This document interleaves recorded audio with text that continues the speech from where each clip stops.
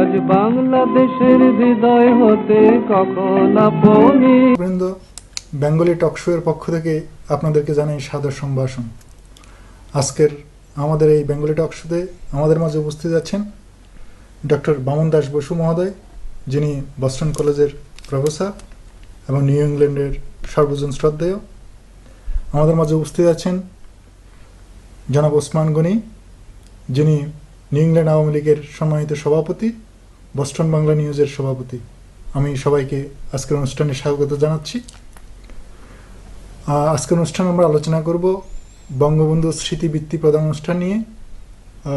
গত বছর থেকে 2011 সাল থেকে নিউ ইংল্যান্ড আওয়ামী লীগ যে বঙ্গবন্ধু স্মৃতি প্রদান অনুষ্ঠান শুরু করেছেন সে ব্যাপারে আমরা আলোচনা করব। প্রথমে আমি আলোচনায় আসছি ডক্টর বামন দাস মহোদয়কে। কেন এই বঙ্গবন্ধু স্মৃতি প্রদান অনুষ্ঠানটা আপনারা শুরু করলেন এবং এটার ইতিহাসটা কি এবং কেন, যদি আপনি সংক্ষেপে আমাদেরকে একটু বলেন। ধন্যবাদ বিশ্বজিৎ বাবু।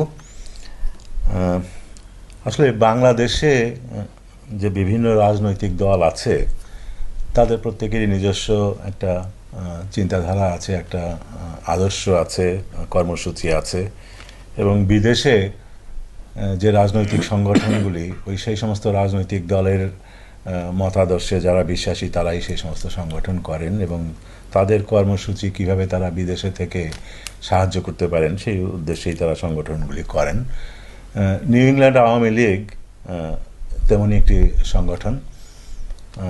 আমরা বাংলাদেশ আওয়ামী লীগের রাজনৈতিক আদর্শে বিশ্বাসী এবং আওয়ামী লীগের যে সমস্ত কর্মসূচি থাকে, বিশেষ করে এখন যখন বাংলাদেশ আওয়ামী লীগ সরকার পরিচালনার আছেন, সেই সরকারের যে সমস্ত কর্মকাণ্ড তাদেরকে বিভিন্নভাবে সাহায্য করার জন্য এই সংগঠনটি বিশেষত করা হয়েছে।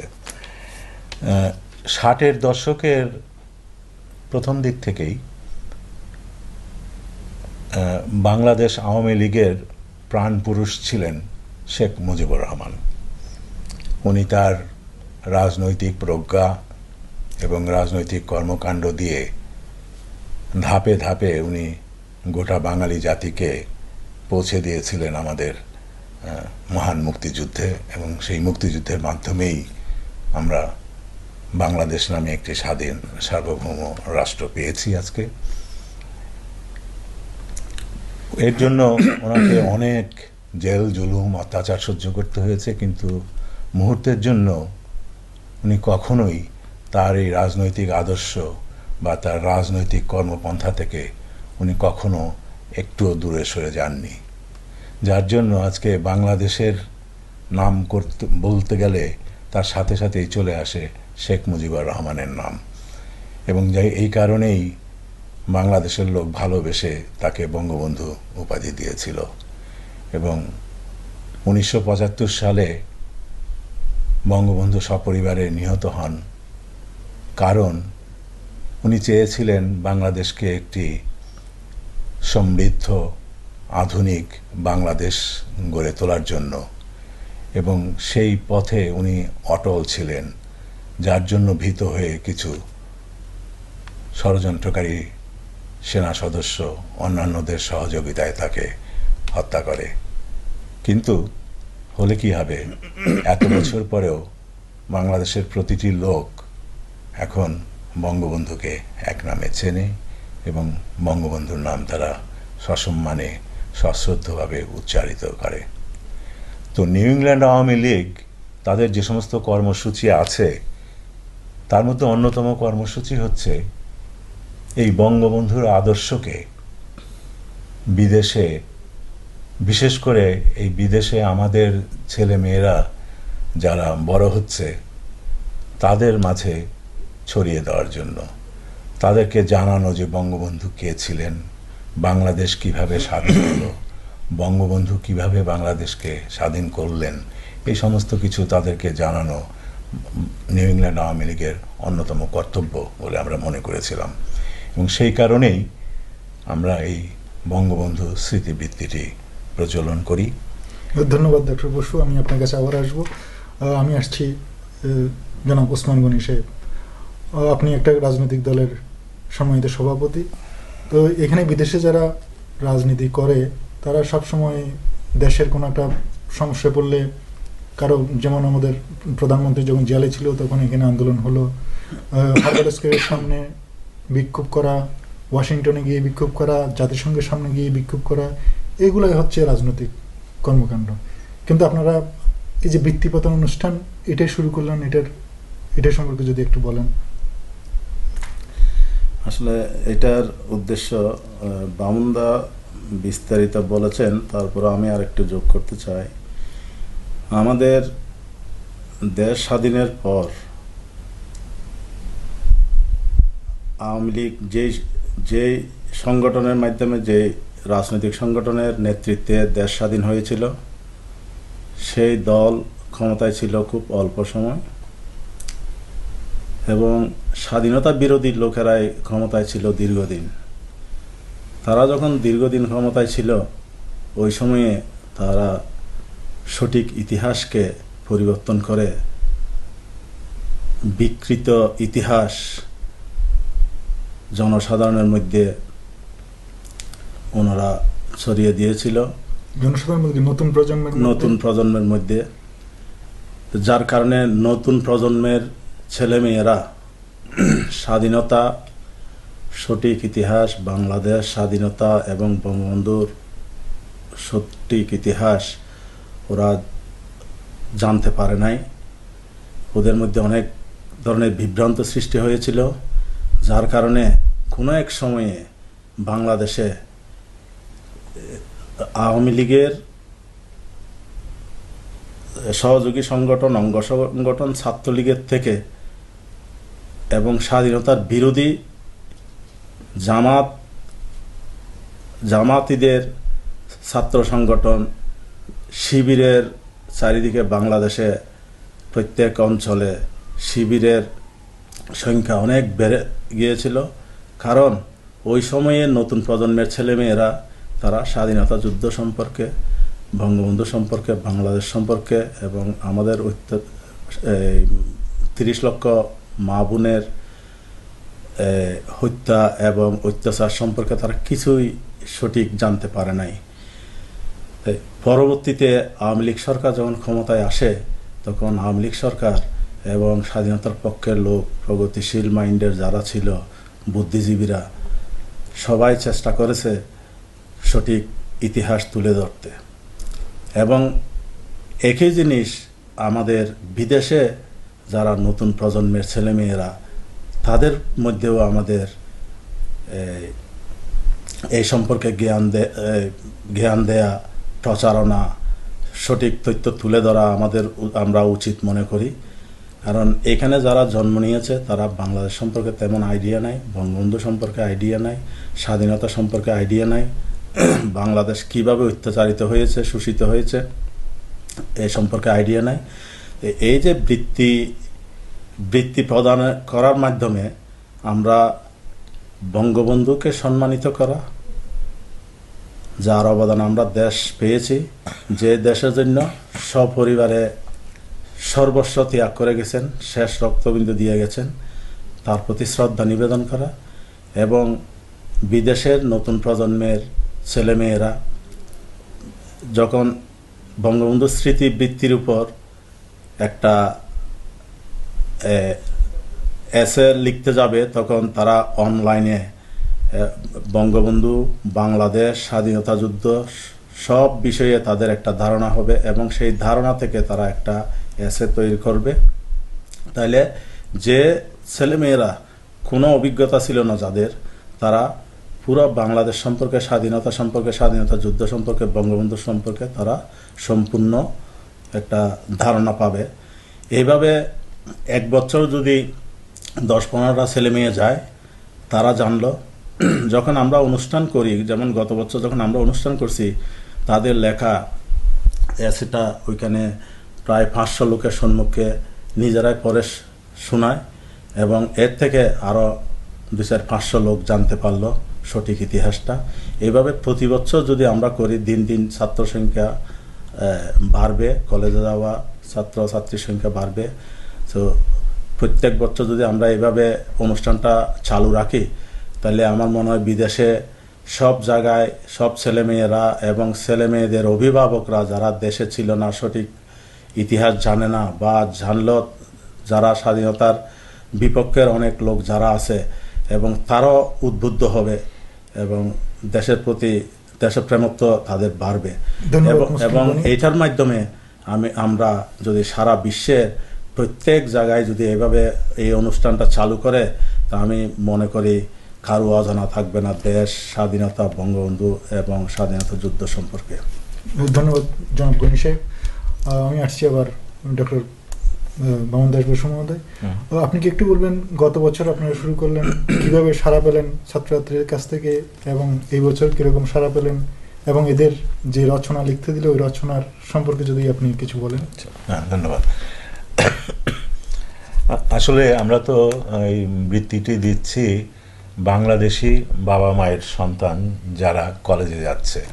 সুতরাং কীরকম রেসপন্স পাচ্ছে সেটা নির্ভর করে কতগুলি ছেলে মেয়ে ওই বছর যাচ্ছে কলেজে, কতগুলি বাংলাদেশি বাপ মায়ের ছেলেমেয়েরা যাচ্ছেন কলেজে।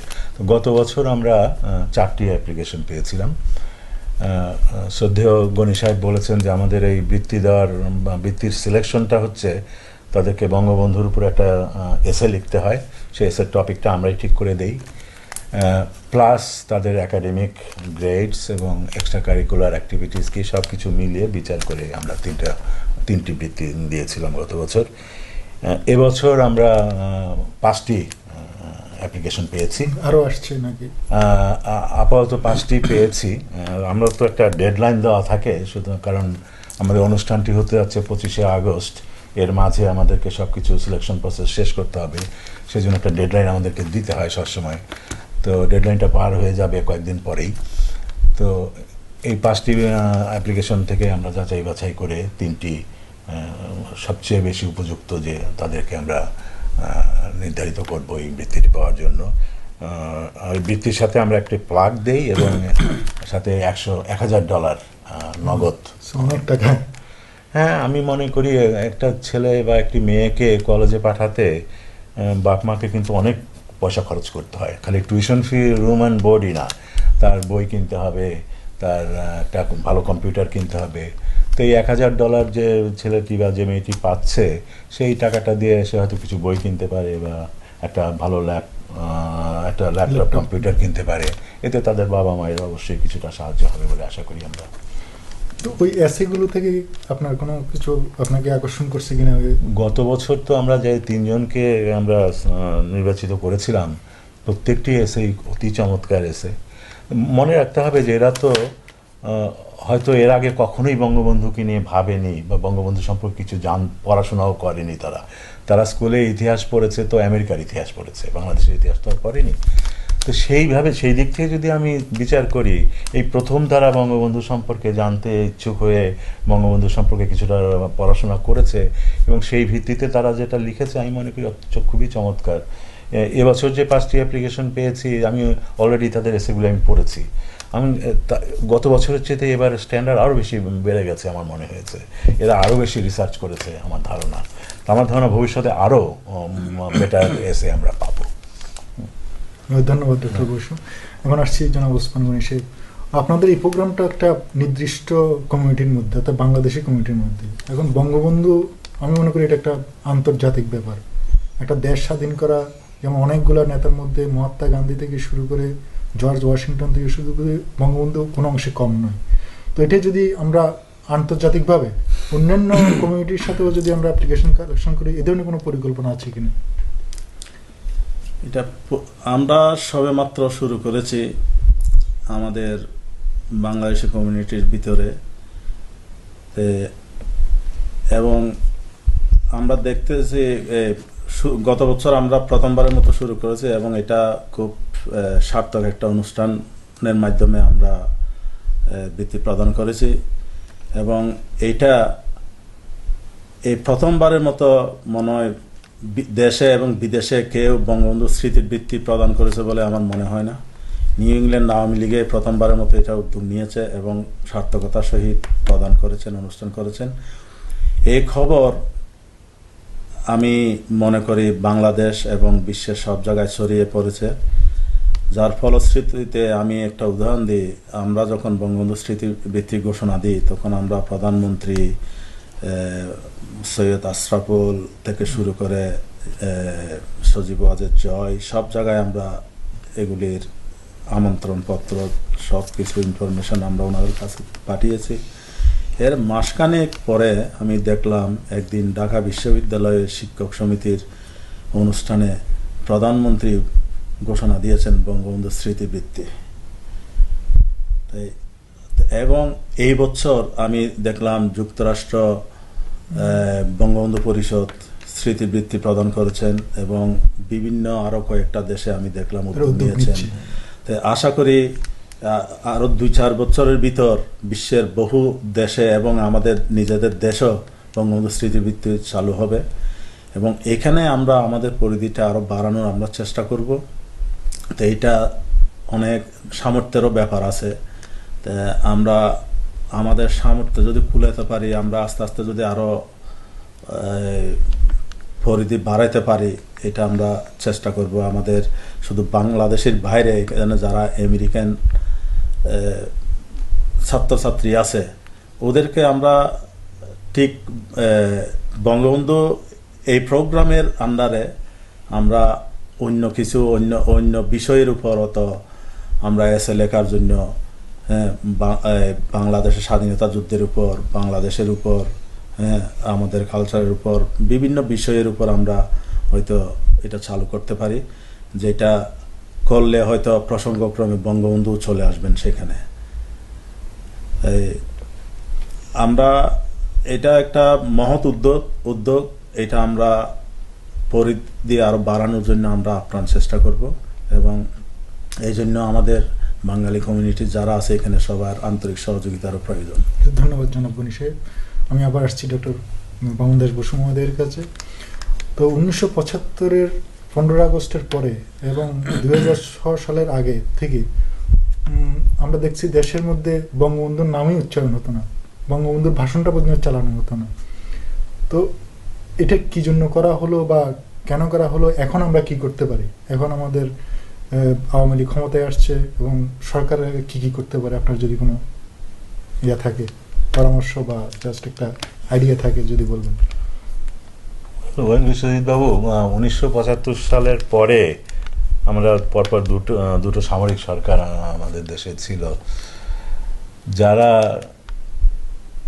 পাবলিক ম্যান্ডেট নিয়ে তো তারা আসেনি, তারা গায়ের জোরে বাংলাদেশ দখল করে বসেছিলেন এবং তাদের কাছে বঙ্গবন্ধু একটা ভীতি ছিল এবং তারা অনেকেই হয়তো বাংলাদেশের স্বাধীনতাটাকেও ঠিক মতো মানিয়ে নিতে পারছিলেন না। এই সমস্ত কারণেই বঙ্গবন্ধুর নামকে তারা যতটা সম্ভব বাংলাদেশ থেকে দূরে রাখা যায় এই প্রচেষ্টা তারা চালিয়ে এসেছিলেন, কিন্তু আমার মনে হয় না যে তারা তাতে খুব একটা সফল হয়েছেন। কিন্তু তার কারণ হচ্ছে, দেখেন, তারা চলে যাওয়ার পরে আওয়ামী লীগ সরকারকে কিন্তু তেমন কিছু করতে হয়নি, এমনিতেই বাংলাদেশ আবারও সেই বঙ্গবন্ধুর নামেই উজ্জীবিত হয়েছে। এখনও তারা সবাইকে বঙ্গবন্ধুর কথা সবাই বলেন। এমনকি ইদানিংকালে তো দেখি যে যে সমস্ত রাজনৈতিক দল আওয়ামী লীগকে পছন্দ করে না তাদেরও বড় নেতৃস্থানীয় লোকরা নির্বিবাদে শেখ মুজিবুর রহমানকে বঙ্গবন্ধু বলছেন।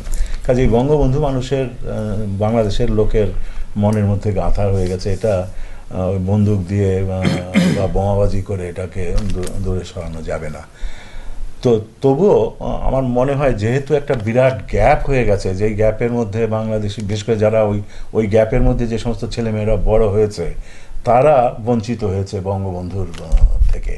তারা স্কুল কলেজের পাঠ্যপুস্তকে কখনো বঙ্গবন্ধু সম্পর্কে কিছু শোনেনি, জানেনি। যদিও আমি জানি যে তারা নিজস্ব প্রচেষ্টায় তারা বঙ্গবন্ধু সম্পর্কে জানতে চেষ্টা করেছে, কিন্তু সরকারিভাবে অবশ্যই একটা উদ্যোগ বর্তমান সরকার নিয়েছেন এবং আরও এটাকে চালু রাখতে হবে, যাতে স্কুল কলেজের পাঠ্যপুস্তকে বঙ্গবন্ধু, তার কথা, তার ইতিহাস, সঠিক ইতিহাস, বিশেষ করে বাংলাদেশের স্বাধীনতার সঠিক ইতিহাসটা যেন ঠিক মতোভাবে লেখা হয় সেই বই পুস্তকে এবং সেগুলো যেন পড়ানো হয়। দেখেন, যদি একটু সময় দেন আমাকে, আমরা তো যুক্তরাষ্ট্রে বসে এই অনুষ্ঠানটা করছি যুক্তরাষ্ট্রের স্বাধীনতা যুদ্ধের ইতিহাস আছে। এটা কিভাবে গ্রেট ব্রিটেন থেকে স্বাধীনতা পেয়েছিল যুদ্ধ করে, সেটার ইতিহাস আমাদের যারা ছেলেমেয়েরা এদেশে স্কুলে যাচ্ছে তারা সেই গ্রেড 1 থেকে গ্রেড 12 পর্যন্ত তারা কিন্তু এই ইতিহাসগুলি সব পড়ছে। এবং যুক্তরাষ্ট্রে যে অনেক মনীষীর জন্মগ্রহণ করেছেন, George Washington, Abraham Lincoln, John F Kennedy, এদের কথা এই আমাদের ছেলেমেয়েরা পড়ছে। হ্যাঁ, আপনি একটু আগেই বলেছেন না, বঙ্গবন্ধু তো এদের চাইতে কোনো অংশে কম নয়, তাই না? আর যেহেতু এরা আমাদের ছেলেমেয়েরা বাংলাদেশি আমেরিকান, অর্থাৎ তাদের যে শিকড় রয়ে গেছে বাংলাদেশে, সেই শিকড় সম্পর্কে তাদেরকেও কিছুটা জানতে হবে। তারা জন এফ কেনেডির জীবনী যেমন পড়বে, আব্রাহাম লিঙ্কনের জীবনী যেমন পড়বে, সাথে সাথে বঙ্গবন্ধুর জীবনীও তাদেরকে পড়তে হবে। এদেশের ছেলেমেয়েরা দেখেন নেলসন ম্যান্ডেলার কথা জানে, যিনি একক প্রচেষ্টায় পুরো সাউথ আফ্রিকাকে অ্যাপারথাইডের বিরুদ্ধে একত্রিত করতে পেরেছিলেন। এদেশের লোকরা মহাত্মা গান্ধীর কথা জানেন, যিনি তার একক প্রচেষ্টায় পুরো ভারতবাসীকে একত্রিত করেছিলেন ব্রিটিশ রাজের বিরুদ্ধে। বঙ্গবন্ধু তো তাই করেছেন। বঙ্গবন্ধু মোটামুটি তার একক প্রচেষ্টায় 75 মিলিয়ন বাঙালিকে উনি একত্রিত করেছিলেন এই পাকিস্তানি কলোনিয়াল রুলের এগেনস্টে, যার ফলে হয়েছিল আমাদের মুক্তিযুদ্ধ। তো এই জিনিসটা তো বাংলাদেশের ছেলেমেয়েদেরকেও জানতে হবে, বাংলাদেশের বাইরে যারা ছেলেমেয়েরা বড় হচ্ছে বাংলাদেশিরা, তাদেরকেও জানতে হবে। নেলসন ম্যান্ডেলা, মহাত্মা গান্ধীর পাশাপাশি বঙ্গবন্ধুকেও তাদেরকে জানতে হবে। তা না হলে তাদের ইতিহাস জ্ঞান পরিপূর্ণ হবে না বলে আমি মনে করি। ধন্যবাদ ডক্টর বসু। জনাব নিশাইব, আপনি কি একটু বঙ্গবন্ধু সম্পর্কে যদি একটু বলেন। বঙ্গবন্ধু সম্পর্কে তো মানে বলে শেষ করা যাবে না। বঙ্গবন্ধু জাতির পিতা। বঙ্গবন্ধুর সাথে কারো তুলনা হয় না। বঙ্গবন্ধু এখন তো হাজার বছরের সর্বকালের সর্বশ্রেষ্ঠ বাঙালি। বঙ্গবন্ধুর সাথে কারো কোনো তুলনা হয় না। আজকে বঙ্গবন্ধু কারণে আজকে আমরা দেশের স্বাধীনতা পেয়েছি। আজকে শান্তিতে ধুমুটু ভাত খেচ্ছে দেশের লোক। আজকে আমরা আমেরিকাতে অবস্থান করতেছি। সো বঙ্গবন্ধুর সাথে কারো কোনো তুলনা হয় না। আমরা সবাই উচিত বঙ্গবন্ধুকে শ্রদ্ধা করা এবং বঙ্গবন্ধুর জন্য দোয়া করা। উনি যাতে শান্তিতে, ওনার আত্মা শান্তিতে থাকেন এবং বাংলাদেশের জন্য উনি শেষ রক্তবিন্দু দিয়ে গেছেন এবং উনি যাতে বাংলাদেশের জন্য দোয়া করেন, বাংলাদেশের উন্নতির জন্য দোয়া করেন। ওনার দোয়া না থাকলে, ওনার অভিশাপ থাকলে বাংলাদেশ কোনোদিন বাংলাদেশের উন্নতি হবে না আমি মনে করি। আজকে এটা শোকের মাস। এই মাসে আমরা বঙ্গবন্ধুকে হারিয়েছি সপরিবারে। উনি শেষ রক্তবিন্দু দিয়ে ওনার ভালোবাসা দিয়ে গেছেন আমাদেরকে। আজকে আমরা এই বঙ্গবন্ধুর নামে বঙ্গবন্ধু স্মৃতিবৃত্তি চালু করেছি। গত বছর আমরা আলাদা অনুষ্ঠান করেছি এবং এই বছর যেহেতু বঙ্গবন্ধুর নামে বৃত্তি, আমরা বঙ্গবন্ধুর মৃত্যুবার্ষিকীতে আমরা সেই বৃত্তি প্রদান করার সিদ্ধান্ত নিয়েছি। বলবেন কি আপনি কোথায় হচ্ছে এটা সিদ্ধান্ত নিয়েছি এই বছর আমরা একসাথে করার। আগামী 25শে আগস্ট মেটফোর্ড মিডল হাই স্কুলে সন্ধ্যা 6টা থেকে রাত্রে 11টা পর্যন্ত বঙ্গবন্ধুর উপর আলোচনা সভা, ডকুমেন্টারি এবং বঙ্গবন্ধুর স্মৃতিবৃত্তি প্রদান অনুষ্ঠান শুরু হবে। আমি সকল দর্শক শ্রোতাদেরকে এই অনুষ্ঠানে উপস্থিত থেকে এই অনুষ্ঠানকে সার্থক করার জন্য আহ্বান জানাচ্ছি। ধন্যবাদ। আমি আবার আসছি ডক্টর বামন দাস বসু মহোদয়। আপনি কি একটু বঙ্গবন্ধু সম্পর্কে আরেকটু কি বলবেন, আর বিদেশে অন্যান্য সংগঠন, অন্যান্য দেশে কিভাবে করা যায় এটার কোনো, যেহেতু এই বঙ্গবন্ধু স্মৃতি প্রদান বৃত্তি অনুষ্ঠানটা, এটার প্রস্তাব আপনি করছিলেন 2010 সালে মনে হয়, 2010 সালে 15 আগস্টের বঙ্গবন্ধুর মৃত্যুবার্ষিকী অনুষ্ঠানে। তো অন্যান্য দেশে বা অন্যান্য সংগঠন কিভাবে করতে পারে, এটা কোনো আছে কিনা, আইডিয়া আছে কিনা? অন্যান্য সংগঠনকে তো আমরা ঠিক বলতে পারি না যে তোমরা এটা করো এটা করো না। যেহেতু বঙ্গবন্ধু এখন জাতীয় নেতা, উনি তো এখন আওয়ামী লীগের না, উনি একটা সাংবিধানিকভাবে একটা জাতির পিতা। আমরা শুরু করেছি এই বৃত্তি প্রদান অনুষ্ঠানটি, এটা 2য় বছর, ভবিষ্যতে আরো প্রতি বছরই আমরা করব এটা। আমরা আশা করব যে অন্যান্য Gentlemen, your time is up. আমরা আশা করব যে অন্যান্য শহরে যারা আছেন আওয়ামী লীগ বা অন্যান্য রাজনৈতিক দল, তারা আমাদের এই বৃত্তি প্রদান অনুষ্ঠানটা দেখে উৎসাহিত বোধ করবেন এবং তারাও তাদের এলাকায় এই ধরনের একটি বৃত্তি প্রদান চালু করবেন, এটাই আমরা আশা করতে পারি। ধন্যবাদ ডক্টর বসু মহোদয়, আপনি অনেক কষ্ট করে আমাদের স্টুডিওতে আজকে উপস্থিত হয়েছেন, এই জন্য অনেক ধন্যবাদ। আমি ধন্যবাদ জানাচ্ছি জনাব ওসমান গনি সাহেব, আপনি ধন্যবাদ অনেক কষ্ট করে আপনাকে। আসছেন।